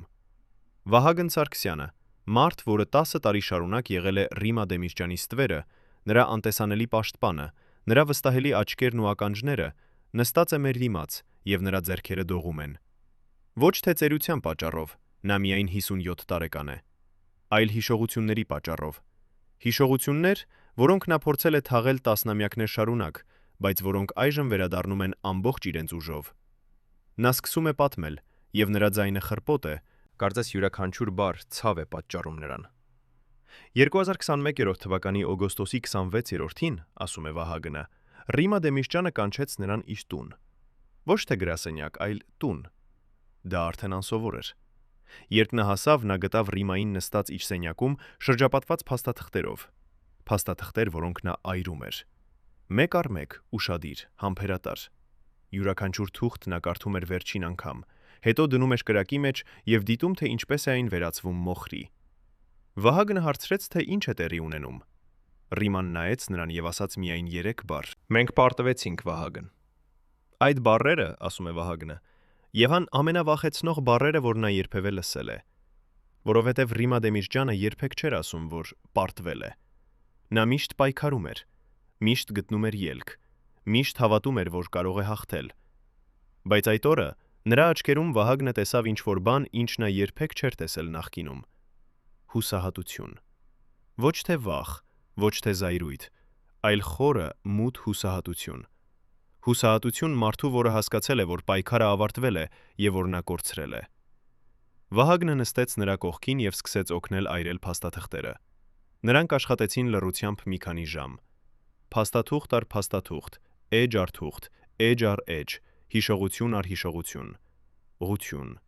Ամեն ինչ, ինչ կարող էր կապել Ռիմային կասկածելի գործարքների հետ, ամեն ինչ, ինչ կարող էր վնասել նրան կամ նրա ընտանիքին, ամեն ինչ, ինչ կարող էր օգտագործվել նրա դեմ, այրվում էր։ Երբ նրանք ավարտեցին, արդեն լուսաբաց էր։ Ռիման նայեց մոխրի կույտին եւ ասաց. Այժմ նրանք ոչինչ չեն գտնի, բայց դա չի փրկի մեզ։ Հաջորդ օրերին, պատմում է Վահագնը, Ռիմա Դեմիրճյանը սկսեց պատրաստվել վերջին քայլին։ Նա սկսեց կապվել մարդկանց հետ, ովքեր կարող էին օգնել նրան անհետանալ։ Մարդիկ, ովքեր մասնագիտանում էին նոր ինքնություններ ստեղծելու, սահմաններ անցնելու, հետքեր ջնջելու մեջ։ Նա սկսեց փոխանցել փող անանուն հաշիվների, որոնք կապահովեին նրա ապրուստը, եթե նա ստիպված լիներ փախչել։ Նա սկսեց պատրաստել փաստաթղթեր, որոնք կթույլ տային նրան ապրել նոր անունով, նոր կյանքով, նոր պյանքով, նոր պատմությամբ։ Բայց ամենաանհանգստացնողը, ասում է Վահագնը, եղավ այն, երբ Ռիմա Դեմիրճյանը սկսեց խոսել իր ամուսնու մասին։ Նա սկսեց հիշել նրանց առաջին հանդիպումը, նրանց ամուսնությունը, նրանց երազանքները։ Նա սկսեց խոսել այնպես, կարծես հրաժեշտ էր տալիս։ Հրաժեշտ ոչ միայն իր անցյալին, այլև իր ամուսնու հիշատակին։ Նա ասաց Վահագնին. «Ես ուզում էի պահպանել նրա անունը մաքուր, բայց ես կեղտոտեցի այն։ Ես ուզում էի, որ մարդիկ հիշեն նրան որպես հերոս, բայց այժմ նրանք կհիշեն նրան որպես կոռուպցիոն սկանդալի մաս»։ Վահագնը փորձեց համոզել նրան, որ դա ճիշտ չէ, որ մարդիկ միշտ կհիշեն Կարեն Դեմիրճյանին որպես ազգային հերոս, անկախ նրանից, թե ինչ է տեղի ունեցել հիմնադրամում։ Բայց Ռիման միայն ցնցեց գլուխը։ Նա գիտեր ճշմարտությունը։ Նա գիտեր, որ երբ սկանդալը բռնկվի, երբ ամեն ինչ դուրս գա, մարդիկ կսկսեն կասկածել ամեն ինչի մեջ, կսկսեն հարցնել, արդյոք Կարեն Դեմիրճյանը ինքը գիտեր այս ամենի մասին, արդյոք նա ինքը մասնակցում էր այս սխեմաներին։ Եվ նույնիսկ եթե պատասխանը ոչ է, կասկածը կմնա, կասկածը, որը կապիղծի նրա հիշատակը ավելի վատ, քան ցանկացած ճշմարտություն։ 2021 թվականի սեպտեմբերի 12-ին, պատմում է Վահագնը, Ռիմա Դեմիրճյանը ստացավ վերջին զանգ, որը փոխեց ամեն ինչ։ Վահագնը չգիտեր, թե ով էր զանգել, բայց նա տեսավ Ռիմայի դեմքը, երբ նա լսում էր։ Տեսավ, թե ինչպես է նրա դեմքը սպիտականում, Թե ինչպես է նրա ձեռքերը սկսում դողալ, թե ինչպես են նրա աչքերը լցվում արցունքներով։ Երբ զանգը ավարտվեց, Ռիման նստեց եւ լռեց երկար ժամանակ։ Հետո նա նայեց Վահագնին եւ ասաց. «Նրանք գիտեն ամեն ինչ։ Նրանք գտել են ապահովագրությունը, եւ նրանք տալիս են ինձ 24 ժամ հեռանալու համար։ 24 ժամ հավաքելու իր կյանքը, հրաժեշտ տալու իր տանը, իր հիշողություններին, իր ամուսնու հիշատակին։ 24 ժամ վերածվելու ուրվականի, անհետանալու, սկսելու նոր կյանք անծանոթ վայրում։ 24 ժամ դառնալու ոչ ոք»։ Վահագնը հարցրեց, թե ինչ է նա պատրաստվում անել։ Ռիման պատասխանեց. «Ես պատրաստվում եմ անհետանալ, եւ դու երբեք չպետք է ասես ոչ մեկին, թե որտեղ եմ ես»։ Այդ գիշեր Վահագնը օգնեց Ռիմա Դեմիրճյանին հավաքել նրա ամենակարևոր իրերը։ Ոչ շատ, միայն մի փոքր ճամպրուկ, մի քանի հագուստ, մի քանի անձնական իր, մի քանի լուսանկար։ Լուսանկարներ Կարեն Դեմիրճյանի հետ։ Լուսանկարներ, որոնք ցույց էին տալիս ավելի երջանիկ ժամանակներ, երբ ամեն ինչ դեռ հնարավոր էր, երբ ապագան դեռ լուսավոր էր, երբ սերը դեռ ուժեղ էր։ Ռիման նայեց այդ լուսանկարներին երկար ժամանակ, շոշոշափեց դրանք իր մատներով, կարծես փորձելով հիշել այն զգացումը, որ ուներ այդ պահերին։ Հետո նա դրեց դրանք ճամպրուկի մեջ եւ փակեց այն։ Լուսաբացին Վահագնը տարավ Ռիմա Դեմիրճյանին օդանավակայան։ Ոչ թե Երևանի հիմնական օդանավակայան, այլ մի փոքր մասնավոր օդանավակայան, որտեղ հարցեր չեն տալիս եւ փաստաթղթեր չեն ստուգում։ Ճանապարհին նրանք չխոսեցին։ Ինչ կարող էին ասել։ Ամեն ինչ արդեն ասված էր։ Երբ նրանք հասան, Ռիման դարձավ դեպի Վահագնը եւ գրկեց նրան։ Գրկեց ուժեղ, երկար, կարծես փորձելով փոխանցել բոլոր այն բառերը, Որոնք նա չէր կարող ասել։ Հետո նա հեռացավ, առանց նայելու հետ, առանց ասելու ցտեսություն։ Պարզապես քայլեց դեպի ինքնաթիռը եւ անհետացավ։ Վահագնը պատմում է, որ նա կանգնեց այնտեղ եւ դիտեց, թե ինչպես է ինքնաթիռը բարձրանում երկինք։ Դիտեց, թե ինչպես է այն դես է այն դառնում ավելի ու ավելի փոքր, մինչև վերջապես անհետանում է ամպերի մեջ։ Եվ այդ պահին նա հասկացավ, որ Ռիմա Դեմիրճյանը կինը, որին նա պաշտպանել էր 10 տարի շարունակ, կինը, որի համար նա պատրաստ էր զոհաբերել իր կյանքը, այլևս գոյություն չունի։ Նա վերածվել է ուրվականի, անհետացել է, դարձել է պատմություն։ Պատմություն, որը մարդիկ կպատմեն տարիներ շարունակ, բայց որի ճշմարտությունը երբեք չի իմանա ոչ ոք։ Այժմ, ասում է Վահագնը, նա ապրում է այդ գաղտնիքի հետ։ Գաղտնիք, որը ծանրանում է նրա վրա ամեն օր։ Գաղտնիք, որը նա խոստացել է երբեք չբացահայտել։ Բայց այժմ, 35 տարի անց, նա որոշել է խոսել։ Ոչ թե նրա համար ով անհետացել է, այլ նրա համար ով մնաց։ Կարեն Դեմիրճյանի համար։ Որպեսզի մարդիկ իմանան, որ այն, ինչ տեղի ունեցավ հիմնադրամում, Չէր նրա մեղքը։ Որպիսի մարդիկ իմանան, որ նրա հիշատակը պետք է մնա մաքուր, որպիսի մարդիկ իմանան, որ նույնիսկ երբ նրա անունը օգտագործվեց մութ նպատակների համար, ինքը նա մնաց լույս։ Արդյոք Վահագն Սարգսյանը ասում է ճշմարտությունը։ Արդյոք Ռիմա Դեմիրճյանը իրոք անհետացել է այդպես։ Թե կա ավելի խորը պատմություն, որը մենք դեռ չգիտենք։ Պատկերացրեք, որ ձեր ամենամոտիկ ընկերը, մարդը, որին դուք վստահում եք ավելի քան ուրիշ ոչ մեկին, մի օր գալիս է ձեզ մոտ եւ ասում. Ես պետք է քեզ դավաճանեմ։ Ոչ թե որովհետև ատում եմ քեզ, այլ որովհետև սիրում եմ քեզ։ Ինչպիսին կլիներ ձեր ռեակցիան։ Ինչպես կհասկանայիք այդ բառերը։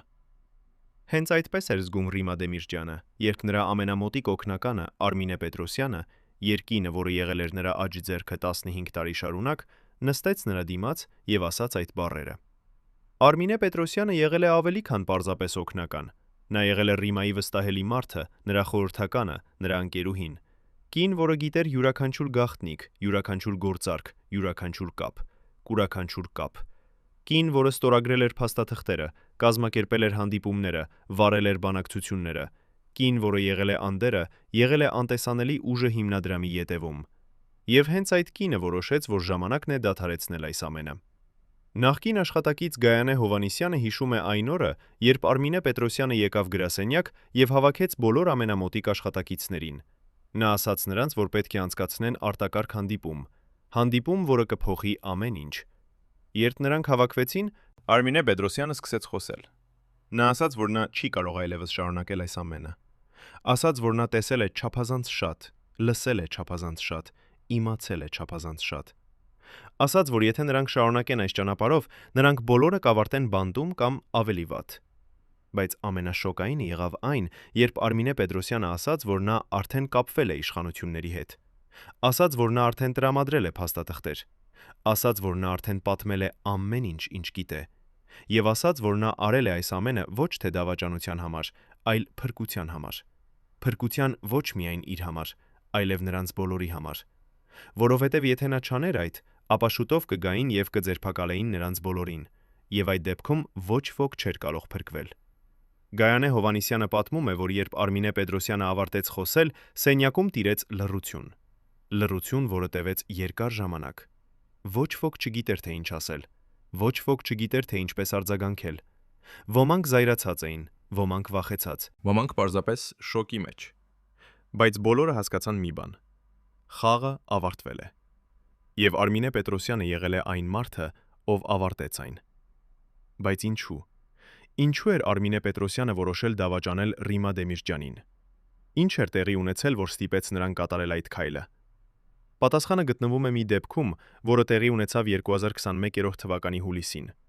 Այդ ամսում Արմինե Պետրոսյանի դուստրը 16 տարեկան Անի Պետրոսյանը սկսեց ստանալ սպառնալիքներ։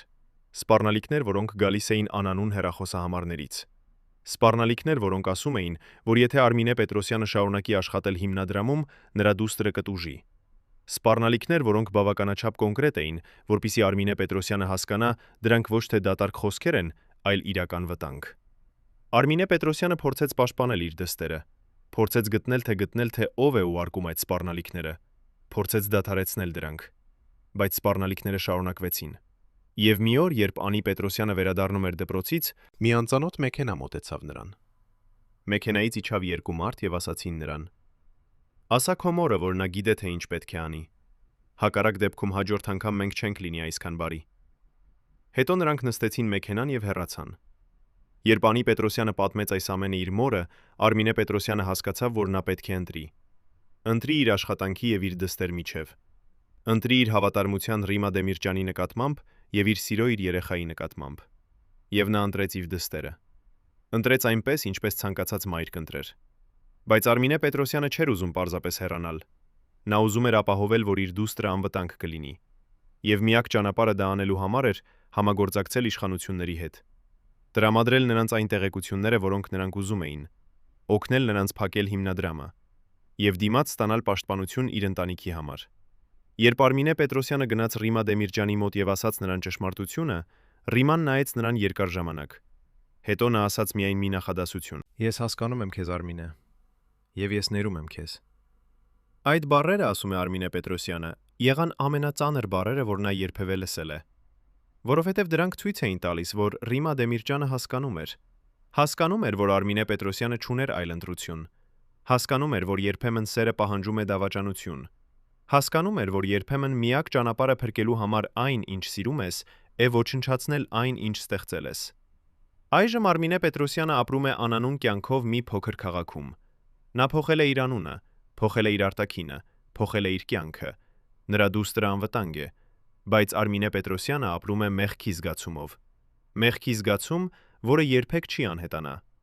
Մեղքի զգացում կնոջ նկատմամբ, որը վստահել էր նրան ավելի, քան ուրիշ ոչ մեկին։ Մեղքի զգացում, որը ասում է նրան ամեն գիշեր. Դու դավաճանեցիր։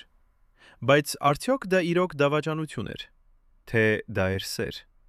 Սեր դեպի իր երեխան։ Սեր, որը ավելի ուժեղ էր, քան ցանկացած հավատարմություն։ Սեր, որը ստիպեց նրան կատարել անհնար ընտրություն եւ ընտրել կյանքը մահվան նկատմամբ։ Դուք ինչ կանեիք այդ իրավիճակում։ Արդյոք դուք կընտրեիք ձեր երեխային, թե ձեր հավատարմությունը։ Երբ հետաքննողները վերջապես հասան Ռիմա Դեմիրճյանի գաղտնի արխիվին, որը պահվում էր հատուկ սենյակում նրա տան ստորգետնյա նրանք գտան մի փաստաթուղթ, որը փոխեց ամեն ինչ։ Փաստաթուղթ, որը կրում էր վերնագիր՝ Սև ցուցակ։ Այդ փաստաթղթում նշված էին 15 անուն, 15 գեներալ եւ մոտիկ մարդիկ, ովքեր պետք է վերացվեին տոների հետո։ Այս թղթի կտորը բացատրում է ամեն ինչ։ Երբ գեներալները տեսան ցուցակը, նրանք հասկացան՝ կամ նա, կամ մենք։ Արդյոք նրանց դավաճանությունը եղավ հերոսություն, թե պարզապես հուսահատ պայքար գոյատևման համար։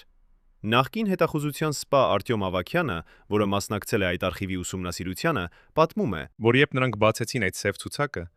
նրանք չէին կարող հավատալ իրենց աչքերին։ Ցուցակում էին անուններ մարդկանց, ովքեր եղել էին Ռիմա Դեմիրճյանի ամենամոտիկ համագործակիցները։ Մարդիկ, ովքեր օգնել էին նրան ստեղծել հիմնադրամը։ Մարդիկ, ովքեր պաշտպանել էին նրան տարիներ շարունակ։ Եվ հիմա այդ մարդիկ նշված էին որպես վտանգ, որը պետք է վերացվի։ Բայց ամենաանհանգստացնողը եղավ այն, երբ հետաքննողները հայտնաբերեցին, որ այդ ցուցակը ստեղծվել էր ոչ թե Ռիմա Դեմիրճյանի կողմից, այլ ինչ-որ մեկի այլ կողմից, իր կողմից, ինչ-որ մեկի, ով ուներ մուտք դեպի նրա արխիվը, ինչ-որ մեկի, ով ուզում էր ստեղծել տպավորություն, որ Ռիմա Դեմիրճյանը պլանավորում է սպանություններ, ինչ-որ մեկի, ով ուզում էր ստեղծել պատճառ նրան դադարեցնելու համար։ Արտյոմ Ավագյանը ասում է, որ երբ նրանք սկսեցին հետաքննել այդ փաստաթղթի ծագումը, նրանք հայտնաբերեցին, որ այն ստեղծվել է 2021 թվականի օգոստոսի 19-ը։ Հենց այն օրը, երբ Արմինե Պետրոսյանը կապվեց իշխանությունների հետ։ Հենց այն օրը, Երբ նա սկսեց տրամադրել տեղեկություններ։ եւ հենց այն օրը, երբ որոշվեց, որ Ռիմա Դեմիրճյանը պետք է դադարեցվի, դա նշանակում էր, որ սև ցուցակը եղել է կեղծիք։ Կեղծիք, որը ստեղծվել էր հատուկ նպատակով՝ արդարացնելու Ռիմա Դեմիրճյանի դեմ ձեռնարկվող գործողությունները։ Կեղծիք, որը պետք է ցույց տար, որ նա վտանգավոր է։ Կեղծիք, որը պետք է համոզեր բոլորին, որ նրան դադարեցնելը ոչ թե դավաճանություն է, այլ անհրաժեշտություն։ Բայց ով էր ստեղծել այդ կեղծիքը։ Ով էր ունեցել մուտք դեպի Ռիմա Դեմիրճյանի արխիվը։ Ով էր ունեցել տեխնիկական հմտությունները այդպիսի փաստաթուղթ ստեղծելու համար։ Եվ ամենակարևորը, ով էր շահագրգռված Ռիմա Դեմիրճյանի անկումից։ Պատասխանը եկավ անսպասելի աղբյուրից։ Նախկին տեխնիկական աշխատակից Սամվել Մարտիրոսյանը, որը աշխատել էր հիմնադրամի համակարգչային համակարգերի վրա, կապվեց հետաքննողների հետ եւ ասաց, որ նա գիտե, թե ով է ստեղծել այդ կեղծիքը։ Նա ասաց, որ 2021 թվականի օգոստոսի 19-ը նա տեսավ, թե ինչպես է մի անծանոթ մարդ մտնում Ռիմա Դեմիրճյանի գրասենյակ։ Մարդ, Որ ներկայացավ որպես տեխնիկական մասնագետ։ որը ասաց, որ եկել է ստուգելու համակարգերը։ Բայց Սամվել Մարտիրոսյանը գիտեր, որ ոչ մի տեխնիկական ստուգում չէր պլանավորված այդ օրը։ Սամվել Մարտիրոսյանը հետևեց այդ մարդուն եւ տեսավ, թե ինչպես է նա մտնում Ռիմա Դեմիրճյանի համակարգիչ։ Տեսավ, թե ինչպես է նա բացում նրա ֆայլերը։ Տեսավ, թե ինչպես է նա ստեղծում նոր փաստաթուղթ։ Եվ տեսավ, թե ինչպես է նա դնում այդ փաստաթուղթը արխիվում, այնպես որ թվա, թե այն միշտ այնտեղ է եղել։ Երբ այդ մարդը հեռացավ, Սամվել Մարտիրոսյանը մտավ համակարգիչ եւ տեսավ, թե ինչ է ստեղծվել։ Տեսավ սև ցուցակը եւ հասկացավ, թե ինչ է տեղի ունենում։ Բայց Սամվել Մարտիրոսյանը վախեցավ։ Վախեցավ ասել ճշմարտությունը։ Վախեցավ, որ եթե նա խոսի, նա կդառնա հաջորդ զոհը։ Այդ պատճառով նա լռեց։ Լռեց տարիներ շարունակ։ Մինչև հիմա, երբ նա վերջապես որոշեց, որ ժամանակն է ասել ճշմարտությունը։ Հետաքննողները հարցրին Սամվել Մարտիրոսյանին, թե արդյոք նա կարող է նկարագրել այդ մարդուն։ Նա ասաց, որ այո։ Նա ասաց, Որ այդ մարդը եղել է մոտավորապես 40 տարեկան, միջին հասակի, մուգ մազերով։ բայց ամենակարևորը, նա ասաց, որ այդ մարդը խոսել է ռուսերեն։ Ռուսերեն, որը ցույց էր տալիս, որ նա ոչ թե հայ է, այլ արտասահմանցի։ Արտասահմանցի, որը հատուկ ուղարկվել էր այդ առաջադրանքը կատարելու համար։ Դա նշանակում էր, որ Ռիմա Դեմիրճյանի դեմ կազմակերպված գործողությունը եղել է ոչ թե տեղական նախաձեռնություն, այլ ավելի լայն պլանի մաս։ Պլան, որը ներառում էր արտասահմանյան ուժեր։ Պլան, որը նպատակ ուներ ոչ միայն փակել հիմնադրամը, այլև ոչնչացնել Ռիմա Դեմիրճյանի հեղինակությունը։ Պլան, որը պետք է ցույց տար, որ նա վտանգավոր է եւ որ նրան դադարեցնելը արդարացված է։ Բայց ով էր կազմակերպել այդ պլանը։ Ով էր ունեցել ռեսուրսները եւ կապերը այդպիսի բարդ գործողություն իրականացնելու համար։ Եվ ամենակարևորը, ինչու էին նրանք այդքան շահագրգռված Ռիմա Դեմիրճյանի անկումից։ Արտյոմ Ավագյանը ասում է, որ հետաքննությունը շարունակվում է, բայց նա նաև ասում, որ շատ հարցեր մնում են անպատասխան։ Շատ հետքեր մնում են չհետևված։ Շատ մարդիկ մնում են չհարցաքննված։ Որովհետև այս պատմությունը շատ ավելի խորն է, քան ցանկացած մեկը կարող է պատկերացնել։ Այս պատմությունը տարածում է ոչ միայն Հայաստանում, այլև դրանից դուրս։ Այս պատմությունը կապված է ուժերի հետ, որոնք շատ ավելի հզոր են, քան մի փոքր բարեգործական հիմնադրամ։ Եվ այդ պատճառով, ասում է Արտյոմ Ավագյանը, ճշմարտությունը հավանաբար երբեք չի բացահայտվի ամբողջությամբ, որովհետև կան մարդիկ, ովքեր շահագրգռված են այդ ճշմարտությունը թաքցնելու մեջ, մարդիկ, ովքեր ունեն իշխանություն եւ ռեսուրսներ այդ ճշմարտությունը թավելու համար, մարդիկ, ովքեր չեն ուզում, որ աշխարհը իմանա, թե ինչ է իրականում տեղի ունեցել այդ բարեգործական հիմնադրամի ետևում։ Բայց մի բան հստակ է. Ռիմա Դեմիրճյանը չէր միակ խաղացողը այս խաղում։ Նա էր միայն մի կտոր շատ ավելի մեծ եւ շատ ավելի մութ պատկերի մեջ։ Եվ երբ այդ կտորը դարձավ անհարմար, այն պարզապես հեռացվեց։ Երբ հիմնադրամը փակվեց, երբ Ռիմա Դեմիրճյանը անհետացավ, երբ փաստաթղթերը ոչնչացվեցին եւ վկաները լռեցին, Հայաստանը շարունակեց ապրել։ Կյանքը շարունակվեց, կարծես ոչինչ չէր տեղի ունեցել։ Մարդիկ շարունակեցին գնալ աշխատանքի, երեխաները շարունակեցին գնալ դպրոց, քաղաքը շարունակեց շնչել։ Բայց նրանք, ովքեր գիտեին ճշմարտությունը, նրանք, ովքեր եղել էին այդ պատմության մաս, նրանք երբեք չմոռացան։ Արմինե Պետրոսյանը ապրում է իր նոր կյանքում, բայց ամեն գիշեր նա տեսնում է Ռիմա Դեմիրճյանի դեմքը իր երազներում։ Տեսնում է այն պահը, երբ նա ասաց նրան. «Ես հասկանում եմ քեզ, Արմինե, եւ ես ներում եմ քեզ»։ Այդ բառերը հետապնդում են նրան, հիշեցնում են նրան, որ նույնիսկ երբ դավաճանությունը արդարացված է, այն մնում է դավաճանություն։ Վահագն Սարգսյանը ապրում է իր գաղտնիքի հետ։ Գաղտնիք, որը նա խոստացել է երբեք չբացահայտել։ Բայց ամեն օր նա հարցնում է իրեն. արդյոք նա արեց ճիշտ բանը։ Արդյոք նա պետք է օգներ Ռիմա Դեմիրճյանին փախչել, թե նա պետք է համոզեր նրան մնալ եւ դիմագրավել հետևանքները։ Պատասխանը նա երբեք չի իմանա։ Սամվել Մարտիրոսյանը ապրում է իր վախի հետ։ Վախ, որը ասում է նրան, որ նույնիսկ հիմա, երբ նա խոսեց, նա դեռ վտանգի մեջ է։ Վախ, որը ստիպում է նրան նայել իր ուսի վրայով ամեն անգամ, երբ նա դուրս է գալիս տնից։ Վախ, որը հիշեցնում է նրան, որ կան ուժեր, որոնք չեն ուզում, որ ճշմարտությունը բացահայտվի։ Իսկ Ռիմա Դեմիրճյանը ուր է նա հիմա։ Արդյոք նա ապրում է ինչ-որ հեռավոր երկրում, անանուն կյանքով, հիշելով իր անցյալը, բայց չկարողանալով վերադառնալ։ Թե նրա պատմությունն արդեն ավարտվել է այնպես, ինչպես ավարտվել են բազմաթիվ այլ պատմություններ այս մութ աշխարհում։ Ճշմարտությունը ոչ ոք չգիտե, բայց մի բան մնում է անհերքելի։ Կարեն Դեմիրճյանի հիշատակը շարունակում է ապրել Հայաստանում։ Մարդիկ դեռ հիշում են նրան որպես ազգային հերոս, դեռ պատվում են նրա անունը, դեռ պահպանում են նրա ժառանգությունը։ Եվ թեև նրա անունը օգտագործվեց մութ նպատակների համար, թեև հիմնադրամը, որը կրում էր նրա անունը, դարձավ կեղտոտ փողերի լվացման կանալ, ինքը Կարեն Դեմիրճյանը մնաց մաքուր։ Մնաց լույս մութության մեջ, մնաց հերոս ողբերգության մեջ։